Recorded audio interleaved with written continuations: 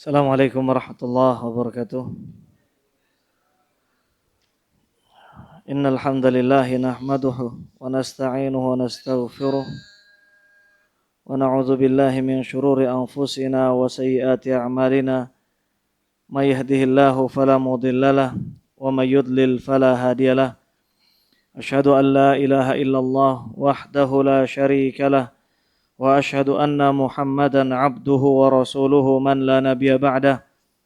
يا أيها الذين آمنوا اتقوا الله حق تقاته ولا تموتن إلا وأنتم مسلمون يا أيها الناس اتقوا ربكم الذي خلقكم من نفس واحدة وخلق منها زوجها وبث منهما رجالا كثيرا ونساء واتقوا الله الذي تساءلون به والأرحام إن الله كان عليكم رقيبا يا أيها الذين آمنوا اتقوا الله وقولوا قولا سديدا يصلح لكم أعمالكم ويغفر لكم ذنوبكم ومن يطع الله ورسوله فقد فاز فوزا عظيما أما بعد فإن أصدق الحديث كتاب الله وخير الهدي هدي محمد صلى الله عليه وسلم وشر الأمور محدثاتها وكل محدثة في الدين بدعة wa kullu bid'atin dhalalah. Ma'asyiral hadirin rahimanillah wa iyyakum jami'an.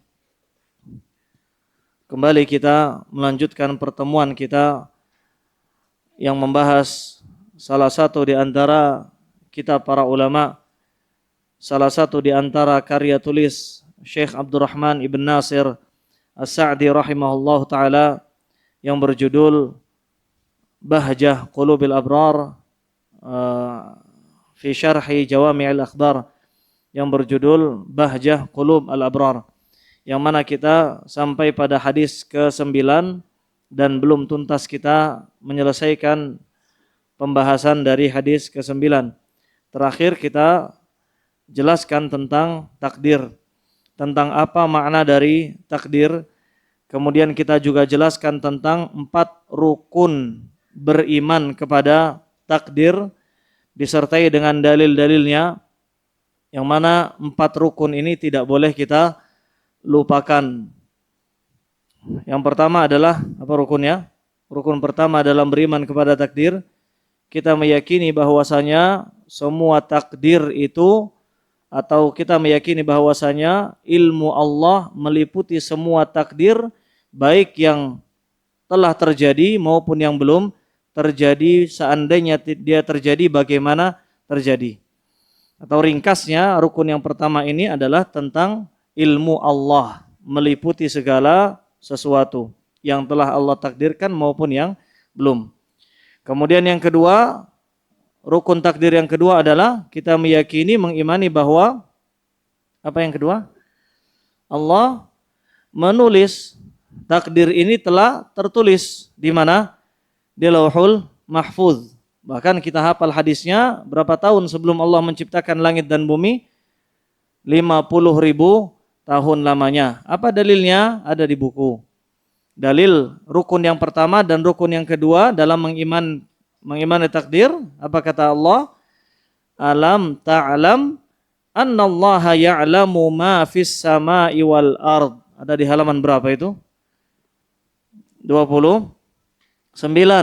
Kata Allah, tidakkah kalian mengetahui bahwasanya Allah mengetahui apa saja yang terjadi di langit dan di bumi. Semua yang ada di langit, semua yang ada di bumi sudah mencakupi ilmu Allah tabaraka wa ta'ala. Masuk ke dalamnya ilmu Allah tabaraka wa ta'ala. Allah mengetahui semuanya.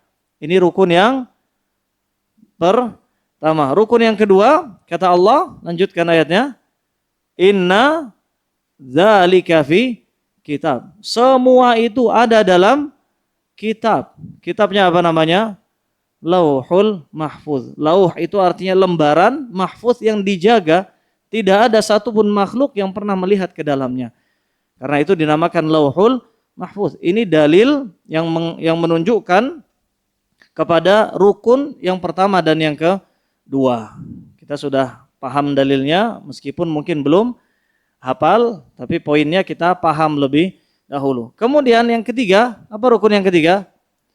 masyiah. Kita meyakini bahwasanya tidak ada segala sesuatu yang terjadi baik di langit maupun di bumi kecuali selaras, kecuali sesuai dengan kehendak dari Allah Tabaraka wa Ta'ala. Entah itu takdir baik maupun takdir yang enggak enak sekalipun, Allah yang menghendakinya. Dan kita pelajari kemarin bagaimana bisa ketemu antara kehendak Allah dan kecintaan Allah. Allah tidak mencintai kekufuran, tapi Allah berkehendak ada orang kafir, ada orang mukmin. Bagaimana bisa ketemu? Kita jelaskan, kalau kehendak Allah, iradah Allah, bahasa kerennya iradah, atau masyiah, itu bahasa Arab. Iradah, masyiah bahasa Arab. Kehendak Allah itu ada dua. Kehendak kauni, qadari. Sudah dicatat kemarin kan? Kehendak kauni qadari artinya kehendak yang selaras dengan catatan takdir yang Allah telah catat. Entah Allah cintai maupun tidak Allah cintai. Di antara contohnya seperti ada maling. Allah tidak suka ada maling. Allah juga tidak ridho adanya setan. Maksudnya setan menggoda manusia. Allah tidak ridho dengan aktivitas bagaimana setan menyesatkan manusia. Allah ridho atau tidak? Tidak. Tapi ini berkaitan dengan kehendak kauni qadari yang pasti terjadi. Apakah pasti Allah meridhoinya? Jawabannya tidak mesti. Dan kehendak yang kedua adalah kehendak syar'i. Kehendak syar'i ini adalah kehendak yang dicintai oleh Allah meskipun belum tentu terjadi. Allah ingin seluruh dunia ini beriman, tapi ternyata Allah berkehendak tidak seperti itu. Allah ingin sebagiannya mukmin, sebagiannya kafir, tentu dengan hikmah dan kebijaksanaan yang hanya Allah yang mengetahuinya secara keseluruhan. Jadi ini yang ketiga, masyiah. Apa dalilnya masyiah? Tidak ada satupun yang terjadi kecuali sesuai dengan kehendak Allah. Apa dalilnya masyiah? Wa ma tasyauna, surat At-Takwir. Wa ma tasyauna illa ayyasha Allah. Tidak ada satupun kehendak kalian kecuali cocok, pas, selaras dengan kehendak Allah Azza wa Jalla. Jadi ini dalilnya dan ini sudah kita jelaskan kemarin surat At-Takwir ya, ayat 29. Demikian pula pada firman Allah Tabaraka wa Ta'ala di ayat yang lain surat Al-Insan ayat 30 sampai 31. Kata Allah, "Wa ma tasyauna illa ayyasha Allah," dan tidaklah kalian berkehendak kecuali kehendak itu sesuai dengan kehendak Allah. Innallaha kana aliman hakima. Sungguhnya Allah Maha mengetahui dan Maha bijaksana. Ada maling berkehendak mencuri, dia atur strateginya dan dia berhasil maling. Kehendak ini tidak mungkin terlaksana kecuali sesuai dengan kehendak Allah, syar'i atau qadari. Syar'i atau kauni qadari. Kauni qadari. Kehendak yang sesuai dengan dicatatan takdir. Allah tidak menyukai itu, tapi Allah menghendaki itu. Apa kata Allah? Lanjutan ayatnya tadi, innallaha kana aliman hakima. Allah Maha mengetahui dan Allah Maha bijaksana. Kenapa kok ada maling? Kenapa kok ada iblis? Jawabannya, innallaha kana aliman hakim. Allah Maha mengetahui dan Allah Maha bijaksana. Allah mengetahui. Dan pasti di balik itu terdapat kebijaksanaan Allah. Makanya ahlu sunnah berkeyakinan tidak ada ceritanya, tidak ada kaidahnya ciptaan Allah 100% mahat, 100% buruk. Nggak mungkin ada. Nggak mungkin ada. Sekalipun iblis yang Allah tidak menyukai iblis, bahkan Allah menjadikan iblis itu rajim. Apa rajim? Yang terusir dari surga, yang dilempari dengan bebatuan, yang terusir, yang terhina. Allah tidak menyukai, tapi kenapa ada iblis? Untuk menguji orang-orang yang beriman. Dari situ kita bisa mengetahui mana yang jujur imannya, mana yang hanya sekedar saya mukmin, saya muslim, tapi tidak jujur dalam keiman. Ketika datang setan, akhirnya dia mengikuti jejaknya setan, khutuwat syaitan. Orang seperti ini tidak jujur. Dari mana kita mengetahuinya? Karena adanya iblis tadi. Jadi ini hikmah. Kita meyakini bahwasanya tidak ada sepenuhnya 100% ciptaan Allah yang buruk. Yang buruk. HP misalkan ya macam-macam di HP, tapi apakah 100% buruk? Jawabannya tidak. Kemudian yang keempat, apa yang keempat? Penciptaan. Apa maksudnya? Allah menciptakan seluruh takdir yang ada. Allah menciptakan seluruh takdir yang ada. Allah menciptakan manusia dan Allah menciptakan takdir manusia. Allah menciptakan perbuatan manusia juga. Semuanya Allah yang menciptakan. Apa dalilnya? Kata Allah tabaraka wa taala, di sini tidak disebutkan ya, kita lengkapi dalam surat As-Saffat ayat 96. Apa kata Allah? Wallahu khalaqakum wa ma ta'malun. Surat As-Saffat ayat 96. Cuman kemarin kita sudah tulis poin-poinnya toh. 1 2 3 4 dari pembahasan dari kata-katanya Syekh Abdurrahman Ibn Nasir Sa'di. Sudah? 1 2 3 4. Di sini kan enggak ada poinnya. Dan kita ingin hafal, kita ingin memahami dengan baik 4 tingkatan takdir. Biar tidak luput, antum letakkan 1 2 3 4. Mana yang nomor 1? Di paragraf pertama yang tengah, supaya seorang hamba tahu bahwa ilmu Allah, ilmu.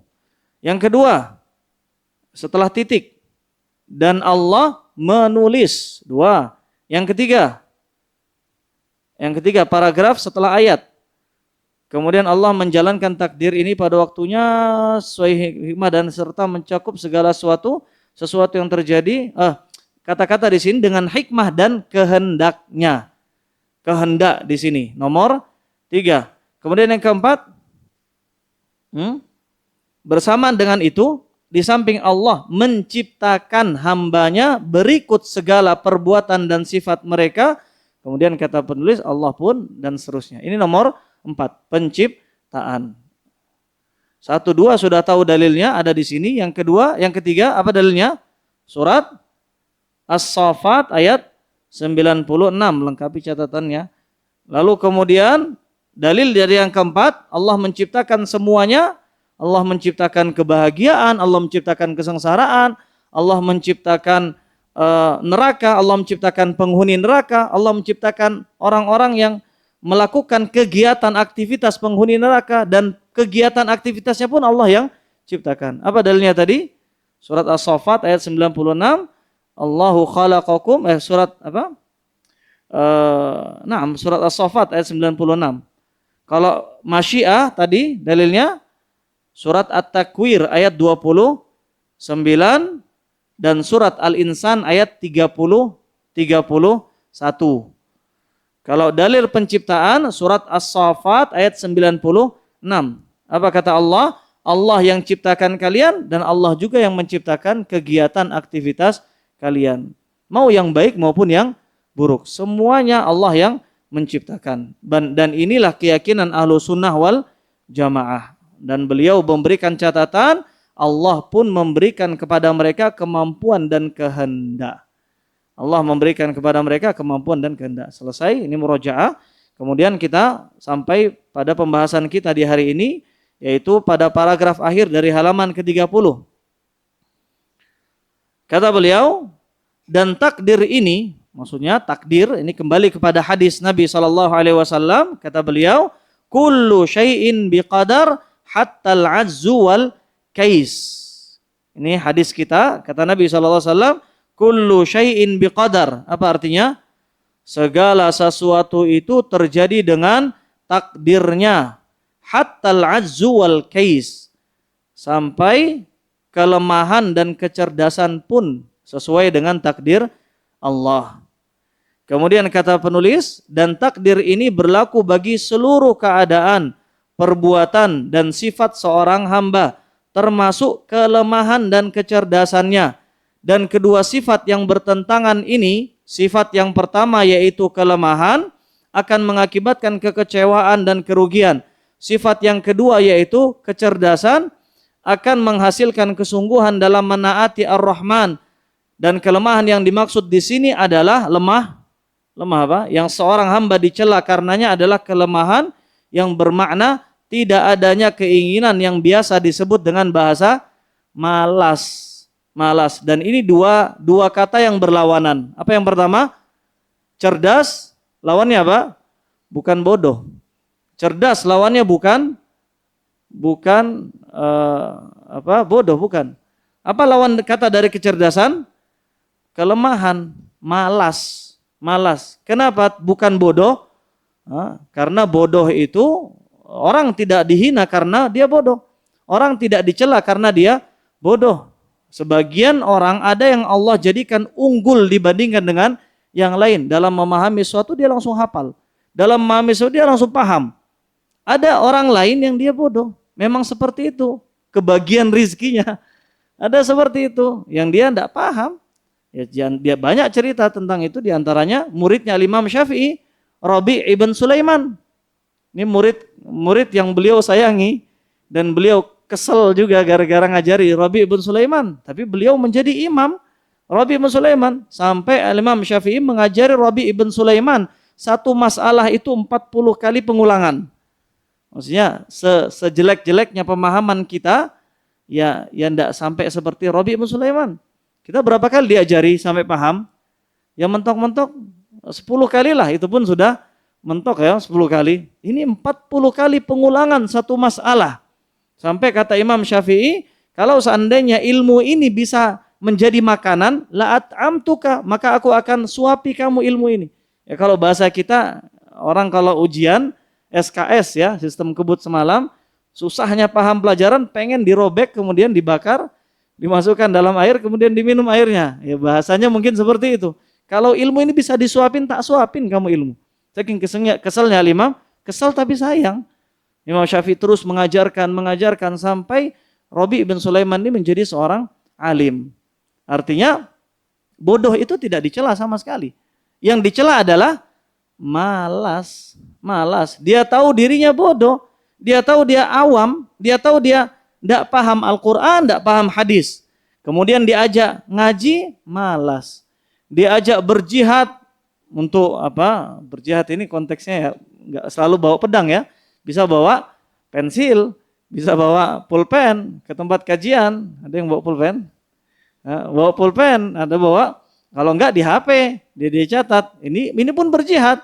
Paksa dirinya untuk berjihad, melawan hawa nafsunya yang mengajak dia kepada kemalasan. Ini jihad. Maka malas ini yang tercela. Malas ini yang tercela. Makanya apa dalilnya? Lawan kata cerdas adalah malas. Pakai dalil. Apa dalilnya? Al-kayyisu, ini di sini. Al-kayyisu terakhir. Al-kayyisu mandana nafsahu wa amila lima ba'dal maut. Al-kayyisu orang yang cerdas. Mandana nafsahu orang yang selalu dekat dengan dirinya. Maksudnya apa? Orang yang selalu introspeksi, selalu bertanya kepada dirinya apa yang salah pada dirinya pada hari ini. Selalu introspeksi apa yang kurang dari dirinya pada hari ini. Dia selalu dekat dengan dirinya, introspeksi. Wa amila lima ba'dal maut. Wa amila dan dia beramal lima ba'dal maut. 5 untuk apa yang ada setelah kematian. Apa maksudnya? Untuk kehidupan setelah mati. Ini orang yang cerdas. Kemudian Nabi menyebutkan lawan katanya. Apa lawannya? Wal ajiz. Orang yang lemas ya. Orang yang lemah tekadnya, orang yang enggak mau berjuang, ajiz. Ini lemah. Ini lawan kata dari cerdas. Al ajiz apa kata Nabi?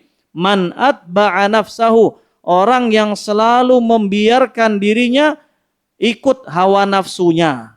Man atba'a nafsahu, orang yang selalu membebek kepada hawa nafsunya. Orang yang selalu membiarkan jiwanya mengikuti hawa nafsunya. Wa tamanna 'alallahil amani, dan ini penyakit manusia. Orang yang selalu ngikut hawa nafsunya mengalir seperti kalau bahasa orang? Mengalir seperti air yang mengalir.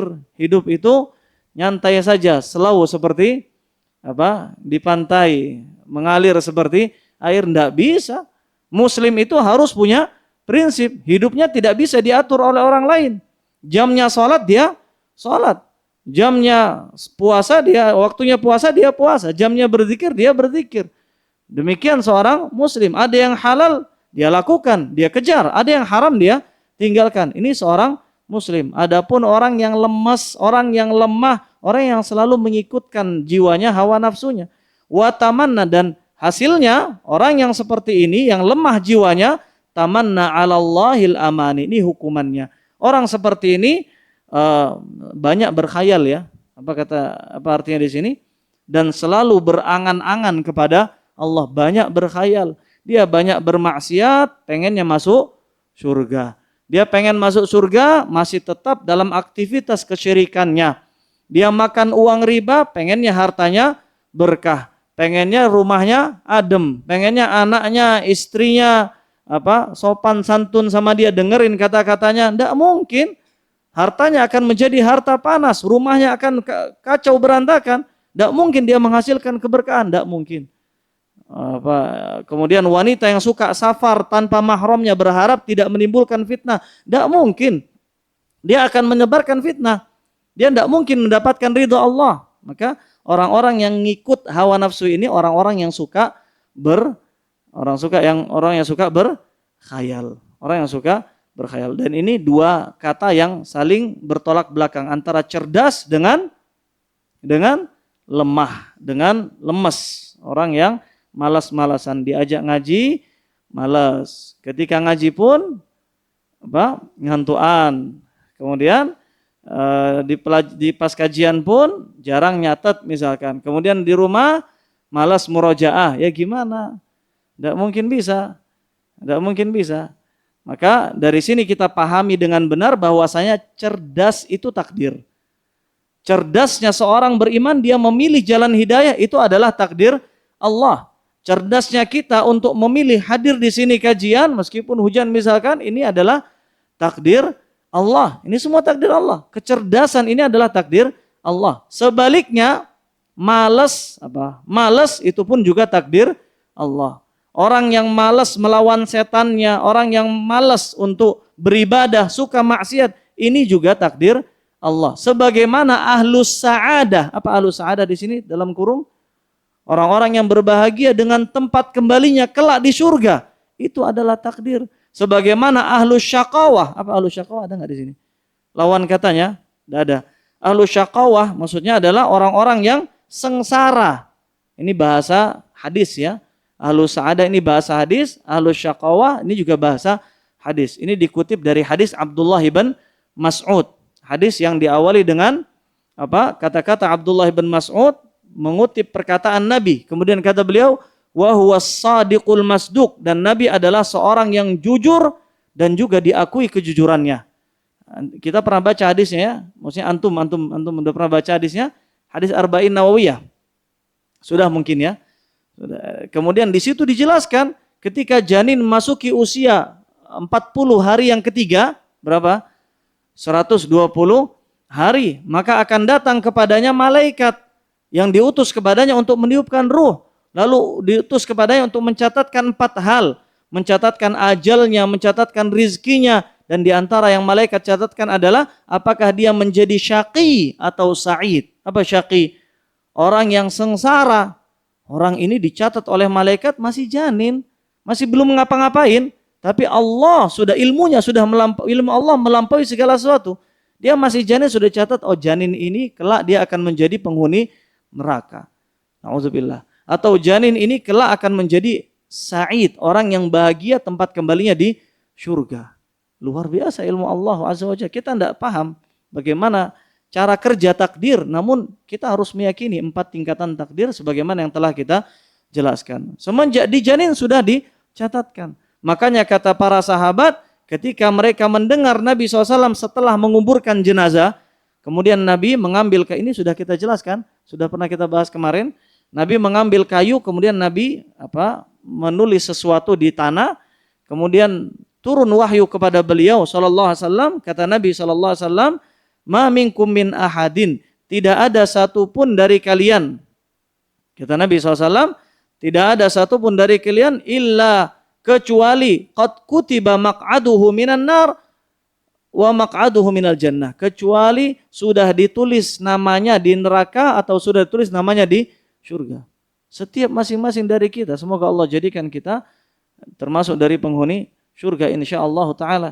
Kemudian kata para sahabat, kalau begitu kenapa kita tidak hanya bersandar pada catatan takdir ya Rasulullah dan hidup mengalir seperti air, bahasa kita ya mungkin ya. Tapi kata para sahabat, wana daul amal, kita tidak usah beramal. Ya kalau bahasa kita mengalir seperti air seperti itu saja, nggak usah ada usaha, nggak usah. Kita mengalir begitu saja. Maka kata Nabi SAW, enggak. Kata Nabi apa? I'malu di sini. I'malu, kerjalah kalian, berusahalah kalian, berupayalah kalian. Fakullun muyassarun lima khuliqalah. Maka setiap masing-masing dari keduanya akan dimudahkan sesuai dengan takdir tujuannya. Artinya ahlus syaqawa, orang-orang yang sengsara, jalannya akan mulus kemana? Kemana? Neraka. Kita lihat kegiatan hariannya, aktivitas penduduk neraka. Aktivitas penduduk neraka ya, yang menipu, maling, apa sekalipun dia beramal tidak ikhlas dan lain sebagainya. Maka orang seperti kita nggak bisa menghukumi. Cuman ini salah satu indikasi bisa jadi dia termasuk ahlu asyaqawa. Allah akan mudahkan, muluskan jalannya menuju neraka. Adapun ahlu sa'adah, kata Nabi SAW, ammas sa'idu, orang-orang yang bahagia, maka Allah akan buka jalan baginya menuju surga. Ketika diajak, dinasehati, dia mendengar, hatinya lembut seperti hati burung, kemudian diajak menuju majelis ta'lim, dia mudah menyambut panggilan, kemudian dia pun murojaah pelajarannya, kemudian dia amalkan, dia ajak keluarganya untuk menuju surga. Ini orang-orang yang mudah jalannya menuju surga. Maka kalau kita lihat ketika kehidupan kita mulus, bisa jadi ini indikasi. Maka kita banyak-banyak mengharap semoga Allah catatkan kita menjadi penduduk surga. Kemudian Nabi SAW mengutip firman Allah, dalilnya kata Nabi, fa'amma man a'ta wattaqa wa saddaqa bil husna. Siapapun yang a'ta, memberikan, maksudnya berzakat, bersedekah, wattaqa, dan dia bertakwa kepada Allah, wasaddaqa bil husna, dan meyakini adanya husna, surga, fasanuyassiruhu lil yusra, kami akan mudahkan baginya jalan menuju surga. Adapun yang sebaliknya, wa amma man bakhila, pelit, wastaghna, pelit, enggak mau bayar zakat, disuruh bayar zakat ada saja alasannya. Wa amma man bakhila wastaghna, dia merasa cukup. Nah, merasa cukup. Merasa cukup apa? Disuruh ajak kajian, merasa cukup ilmunya. Sama seperti orang-orang kafirin. Ketika diajarkan oleh Nabi ilmu, dia tidak mau, menolak. Kata Nabi SAW dalam surat Az-Zukhruf, kalau tidak salah, kata Allah Tabaraka wa Ta'ala, wa qalu law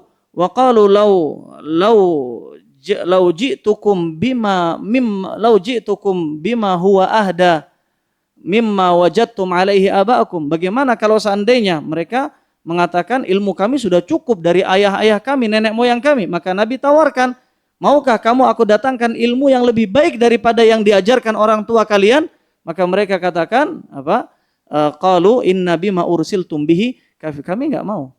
Mereka merasa cukup. Enggak mau.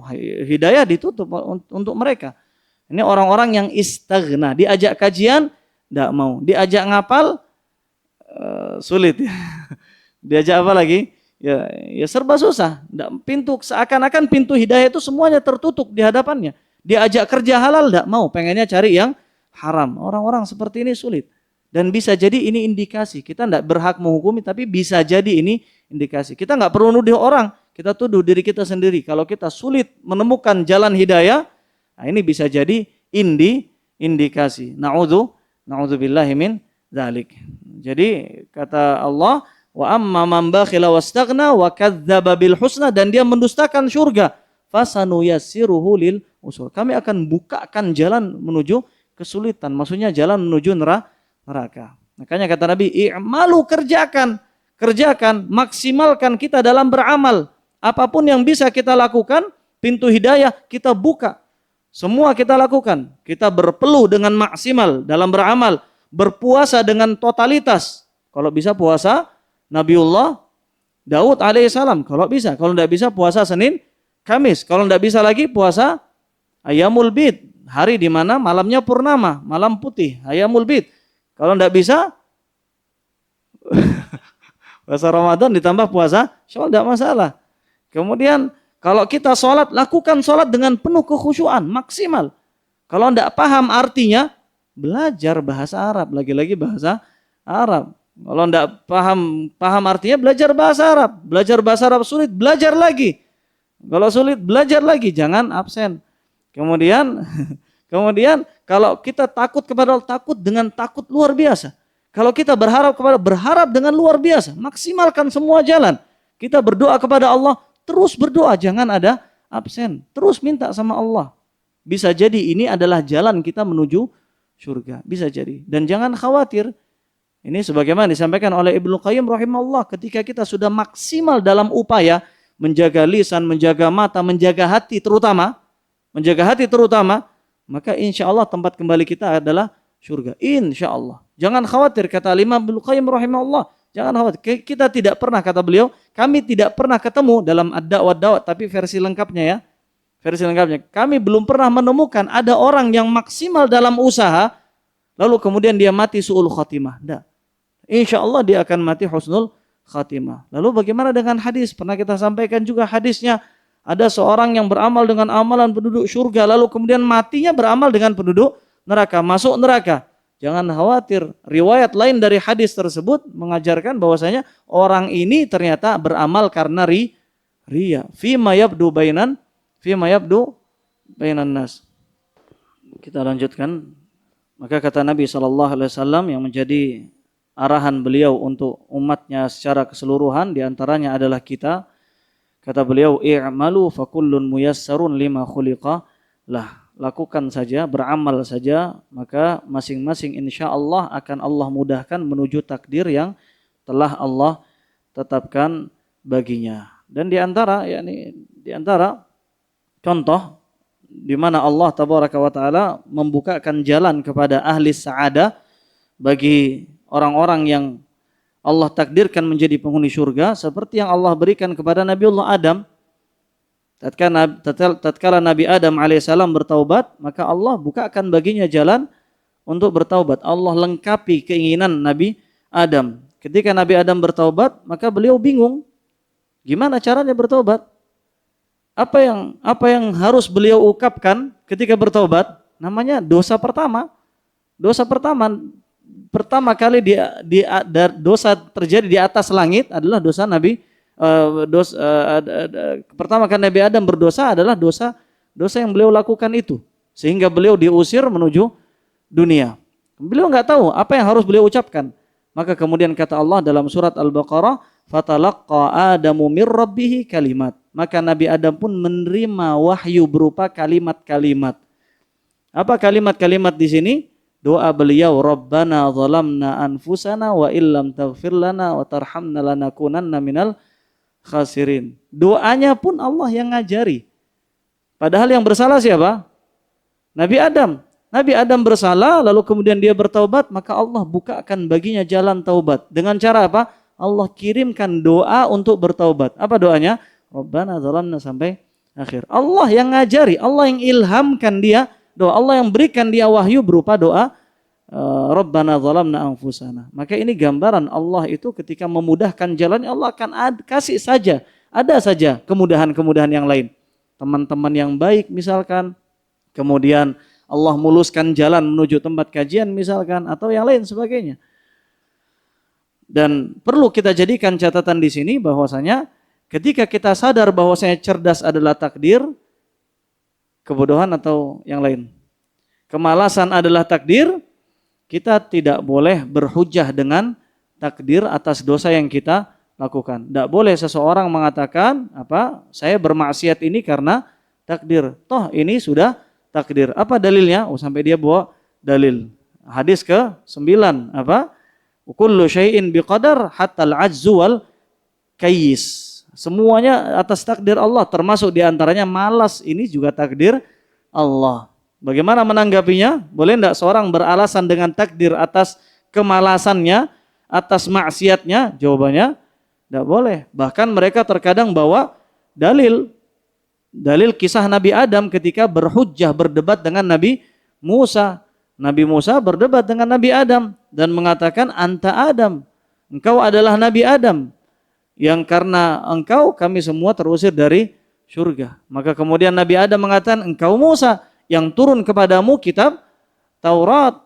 Bukankah dalam kitab Taurat telah dijelaskan bahwasanya Allah menetapkan aku hidup di dunia, aku terusir dari surga sebelum aku diciptakan? Maka kata Nabi SAW berkomentar atas dua nabi-nabi sebelumnya. Kata Nabi SAW, hajja Adamu Musa. Nabi Adam mengalahkan hujjahnya Nabi Musa. Mereka beralasan. Nah ini Nabi Adam beralasan dengan takdir. Terusir dari surga maksiat. Karena maksiat. Nabi Adam beralasan dengan takdir. Maka jawabannya apa? Nabi Adam bukan beralasan atas maksiatnya. Tapi Nabi Adam hanya menyebutkan uzur atas musibahnya. Ini musibah. Apa sebabnya terjadi musibah ini? Karena takdir Allah. Boleh enggak seorang beralasan atas musibahnya karena takdir? Boleh. Sekarang hujan misalkan, kehujanan di jalan akhirnya enggak jadi ke masjid Al-Ikhlas. Enggak masalah. Dia beralasan, apa alasannya? Karena hujan takdir Allah. Boleh? Boleh. Yang jadi masalah adalah ketika dia bawa takdir ini atas kemalasan yang dia lakukan, atas kemaksiatan yang dia lakukan. Kita lihat buktinya Nabi Adam bertaubat. Dan orang yang bertaubat seperti orang yang tidak melakukan dosa sama sekali. Kata Nabi, at-taibu minadz-dzambi kaman la dzamba lahu. Orang yang bertaubat, benar-benar bertaubat seakan-akan dia tidak punya dosa. Bahkan itu menjadi jalan seseorang menuju hamba yang lebih dicintai lagi oleh Allah tabaraka wa taala. Kata Allah, laulam tudznibu la dhahaballahu bikum. Kalau seandainya kalian tidak berdosa, maka Allah akan hilangkan kalian dari muka bumi. Allah akan cari kaum yang berdosa, kemudian mereka beristighfar kepada Allah, Allah ampuni mereka. Allah suka sekali hambanya beristighfar. Allah suka lagi hambanya menyebutkan penyesalannya kepada Allah, mengangkatkan kedua tangannya kepada Allah, minta ampun kepada Allah. Senang sekali Allah tabaraka wa taala. Makanya ibadah yang paling utama adalah ibadah doa. Jadi kita tidak boleh. Dan alasan-alasan seperti ini banyak sekali dikemukakan oleh orang-orang. Seperti misalkan orang beralasan, kalau Allah berkehendak saya sholat kok. Kalau seandainya Allah takdirkan saya sholat, saya sholat. Kalau Allah takdirkan saya taubat, saya taubat. Hanya saja belum ketemu takdirnya. Saya muslimah, tapi tidak berjilbab. Apa alasannya? Belum pas di hati. Belum ketemu jalan hidayahnya. Ini alasan-alasan omong kosong. Ini alasan-alasan klasik. Sudah ada dari zaman bahula, sudah ada.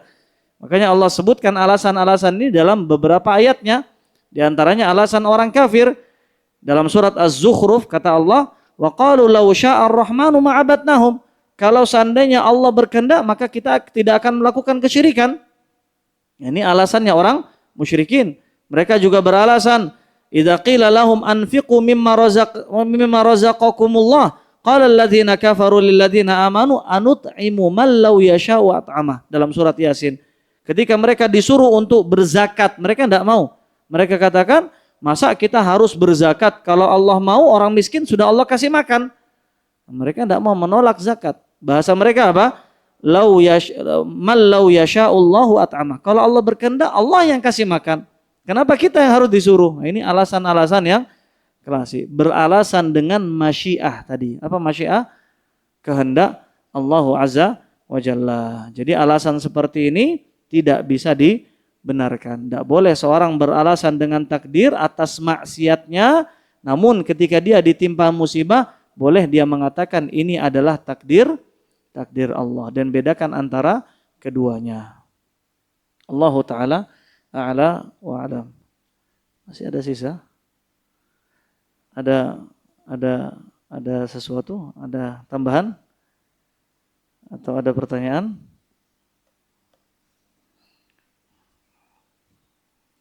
Hadis yang selanjutnya, hadis tentang berdakwah. Man da'a ila huda kana lahu minal ajri mithlu ujuri man tabi'ahu la yanqusu dzalika min ujurihim syai'a wa man da'a ila dhalalah kana alaihi minal itsmi mithlu athami man tabi'ahu la yanqusu dzalika min athamihim syai'a. Ini hadis Abu Hurairah. Lanjut atau enggak? Enggak ya? Maklum pilihannya. Biasanya santri juga kalau tinggal 10 menit mau lanjut itu agak berat-berat gimana gitu. Sama ya, santri, bapak-bapak. Khairan insyaallah. Cukup yang sedikit ini cukup insyaallah dan semoga Allah tambahkan sehingga Allah berkahi ilmu kita menjadi amal yang baik, menjadi catatan kebaikan yang banyak bagi kita dan timbangan berat bagi amal kebaikan kita di hari akhirat kelak. Allahu a'lam. Subhanakallahumma bihamdika asyhadu an la ilaha illa anta astaghfiruka wa atubu ilaik. Wa akhiru da'wana alhamdulillahi rabbil alamin.